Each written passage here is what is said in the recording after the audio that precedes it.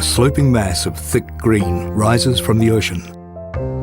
Epi Island is home to over 5,000 Ni Vanuatu, dependent on local transport infrastructure to move their crops to market, their sick to the hospital, and to connect to the outside world.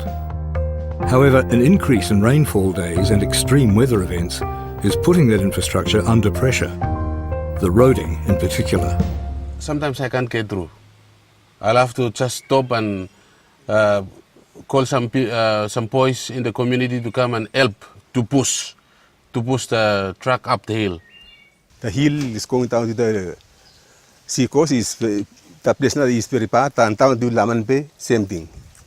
Agriculture is vital to the local economy, but poor roading conditions hinder the transportation of crops and accelerate mechanical fatigue on the island's few essential vehicles.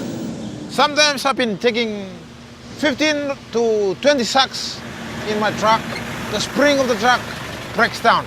Costs a lot of expenses to repair the truck. It's not really good because sometimes when the big rains and big waters on the road and the road is rough sometimes, only some places is good, but not everyone. In the case of medical emergencies, roads cannot be relied upon to deliver those in need of medical care to the island's only hospital. Many times they deliver babies on the roads, carry them to the hospital when the heavy rain. Yeah, we put the baby on the road, because the problem of the road. Sometimes when people they sick, they still carry them to the hospital. You know, they nail the sack and they carry people. They dragged him back here in a sling. They got him back here, and he had an abscess in his tooth, and that had impacted, and literally he had full-blown blood poisoning. I've never seen anything like it. You couldn't even recognise him. His head was so big. More than likely, if we hadn't gone and got him and we didn't have a car and didn't have a road, he'd be dead. Epi's two airports are an important option for medical evacuations, not just for the residents of Epi, but also for nearby islands in the wider province of Shefa, dependent on the referral hospital. Whenever the hospital is required to refer patients to Port Vila, they have to use the roads again and the airstrip to do that.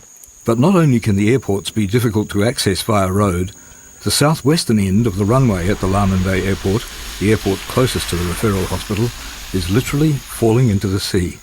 It has eroded right into the alignment of the active runway. In the last 10 years, there's been 30 meters of erosion. In response to this climate-related transport pressure, the Pacific Adaptation to Climate Change project is using Epi as an opportunity to reduce vulnerability and increase resilience to climate change.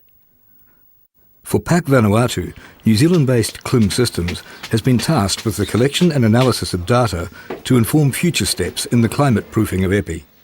In Epi, there is going to be, and there already is evidence that there is a changing climate. Vanuatu has some of the highest sea level rise readings in this part of the Pacific.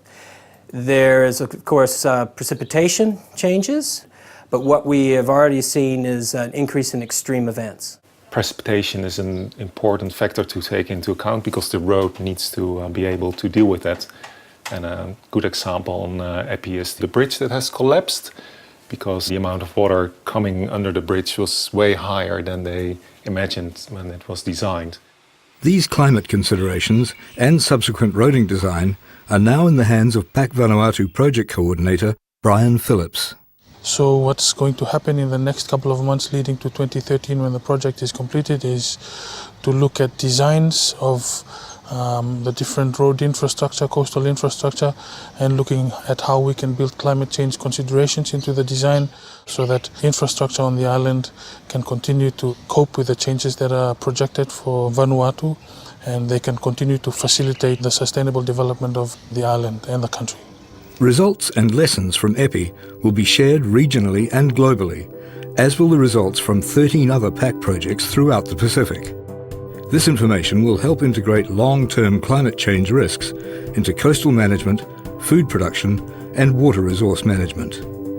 By identifying future risks and turning systemic problems into long-term solutions, PACC is helping people adapt to climate change.